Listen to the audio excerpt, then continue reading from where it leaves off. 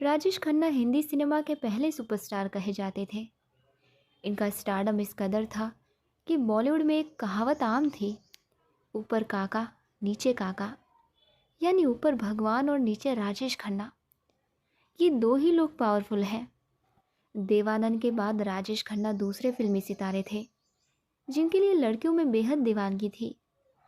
1970 के दशक में इनके बंगले पर लड़कियों के इतने खत आते थे कि उन्हें पढ़ने के लिए अलग से एक आदमी रखना पड़ता था।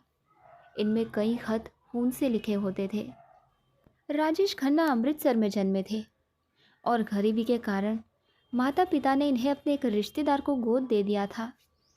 फिल्मों में आने के लिए इन्होंने खूब कोशिशें की।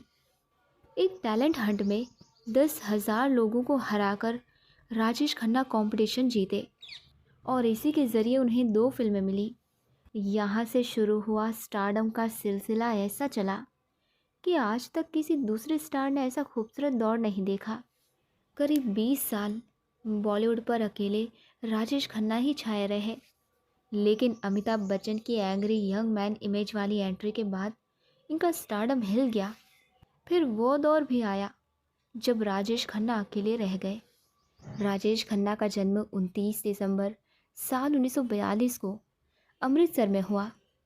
उनका जन्म लाला हीरानंद खन्ना और चंद्रानी खन्ना के घर हुआ। इनके एक बड़े भाई भी थे। राजेश खन्ना का पहला नाम जतिन खन्ना था। इनके पिता स्कूल टीचर थे और साल 1947 में जब देश का बंटवारा हुआ तो उस विभाजन में राजेश खन्ना के परिवार ने भारत को चुना और अमृतसर में आकर बस गए। देश विभाजन में उनके पिता की नौकरी चली गई, जिस वजह से उन्हें तंगी का सामना करना पड़ा। हालात इस कदर बदतर थे कि वो परिवार का पालन पोषण नहीं कर पा रहे थे।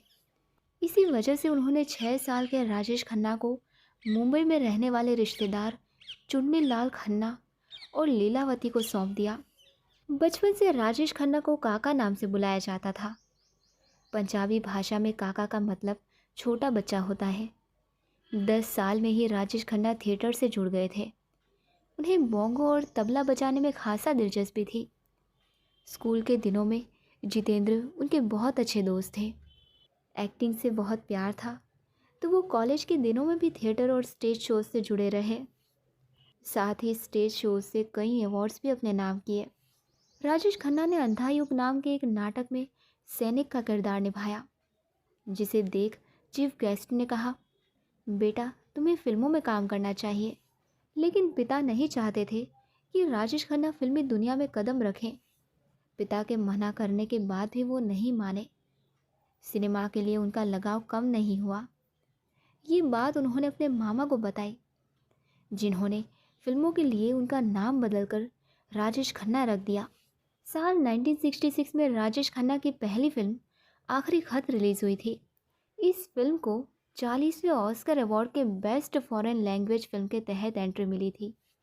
लेकिन दोस्तों ये फिल्म नॉमिनेशन राउंड से बाहर हो गई थी। हालांकि राजेश खन्ना की पहली फिल्म फ्लॉप रही। साल 1967 में उनकी दूसरी फिल्म रिलीज़ हुई। ये थी राज, जिसने बॉक्स ऑफिस पर ताबड़तोड़ कमाई की। फिल्म का बजट 65 लाख था, जिसने इंडियन बॉक्स ऑफिस पर 1 करोड़ का कलेक्शन किया था। पहले फिल्म आराधना का टाइटल वंदन था। ठीक इसी कहानी पर एक और फिल्म लिखी गई थी, जिसका टाइटल एक श्रीमान एक श्रीमती था। जब ये बात फिल्म आराधना के डायरेक्टर शक्ति सामंत को पता चली तो शुरुआत में उन्होंने फिल्म बनाने से मना कर दिया। हालांकि बाद में कहानी में कुछ बदलाव किए गए। डबल रोल का कॉन्सेप्ट लाया गया, जिसके बाद आराधना बनी। फिल्म का गाना मेरे सपनों की रानी कब आएगी तू, इसको लोगों ने खूब पसंद किया था। और आपको बता दें कि राजेश खन्ना ने सड़क पर शूटिंग की थी, वहीं शर्मिला टैगोर ने स्टूडियो में गाने के हिस्से को शूट किया था। दरअसल जब इस गाने को फिल्माया गया तो शर्मिला टैगोर किसी कारणवश शूटिंग सेट पर नहीं जा पाई थीं। इसी वजह से राजेश खन्ना के हिस्से को सड़क पर शूट कर लिया गया था। वहीं बाद में एक स्टूडियो में शर्मिला टैगोर के हिस्से को शूट किया गया, जिसके बाद एडिट करके दर्शकों के सामने इस गाने को लाया गया। राजेश खन्ना के लोगों के बीच में ज़बरदस्त दीवानगी थी। जहां वो फिल्मों की शूटिंग करते थे वहाँ पर फैंस उन्हें देखने के लिए पहुँच जाया करते थे, जिससे कभी कभी हादसा भी हो जाता था। एक किस्सा है दोस्तों, फिल्म कटी पतंग की शूटिंग का। जब राजेश खन्ना शूटिंग के लिए नैनीताल गए थे, शूटिंग लोकेशन नैनी झील के आसपास का था, इसलिए उस झील को 3 दिनों के लिए चारों तरफ से नाव से बांध दिया गया। वजह ये थी कि लोग उन्हें देखने के लिए बड़ी तादाद में वहां ज़रूर पहुंचेंगे, जिस वजह से हादसा होने का भी खतरा था। राजेश खन्ना के लिए फैंस की दीवानगी कभी ख़त्म नहीं हुई। एक बार उनसे एक फ़ैन की मुलाकात हुई दोस्तों, जिसने उन्हें एक उनकी फ़ोटो का कलेक्शन दिखाया। उसे देख राजेश खन्ना हैरान रह गए और खुश भी हुए। वो कलेक्शन उन्हें इतना पसंद आया कि उन्होंने उस फ़ैन को एक फूड ट्रक गिफ्ट में दे दिया। इस फूड ट्रक पर खुद राजेश खन्ना 500 बार गए थे और वहाँ के खानों का जायका लिया था। साल 1974 में फिल्म रोटी रिलीज़ हुई थी, जिसमें राजेश खन्ना के साथ मुमताज़ नजर आई थी। फिल्म का क्लाइमैक्स सीन था, जिसमें राजेश खन्ना को मुमताज़ को अपने कंधों पर लेकर बर्फ से भरी वादियों में लेकर दौड़ना था। इस सीन का परफेक्ट शॉट देने के लिए राजेश खन्ना ने 8 दिनों तक प्रैक्टिस की थी, जिसके बाद इस सीन को शूट किया गया था। जब इस सीन की शूटिंग पूरी हो गई थी, तो उनके बाएं कंधे पर लाल निशान बन गए थे, क्योंकि उस समय मुमताज़ का वज़न थोड़ा ज़्यादा था। इस वजह से राजेश खन्ना का कंधा चोटिल हो गया था। करीब 20 फिल्मों में ऑन स्क्रीन राजेश खन्ना की मौत हुई है दोस्तों। एक किस्सा ये है कि जब किसी फिल्म में उनकी मौत हो जाती थी, तो उनकी माँ दुखी हो जाती थी। वो राजेश खन्ना से कहती थी, उन डायरेक्टर्स के साथ काम मत करो जो तुम्हें फिल्मों में मार देते हैं। राजेश खन्ना एक्टिंग के ऐसे जादूगर थे कि किसी फिल्मों में रोने वाले सीन के लिए उनको ग्लिसरीन लगाने की ज़रूरत नहीं पड़ती थी। वो सीन में इतना रम जाते थे कि आंसू खुद ब खुद निकल आते थे। जहाँ एक वक्त ऐसा था कि राजेश खन्ना के घर के बाहर लोगों का हुजूम रहता था, वही ज़िंदगी के आखिरी सफ़र में वो बिल्कुल अकेले थे। राजेश खन्ना ने अपने एक इंटरव्यू में अपने करियर के सफ़र को याद करते हुए कहा था कि एक दौर हुआ करता था जब उनके बंगले आशीर्वाद के बाहर लोगों का हुजूम लगा रहता था। उनका ड्राइंग रूम गुलदस्तों से भरा रहता था।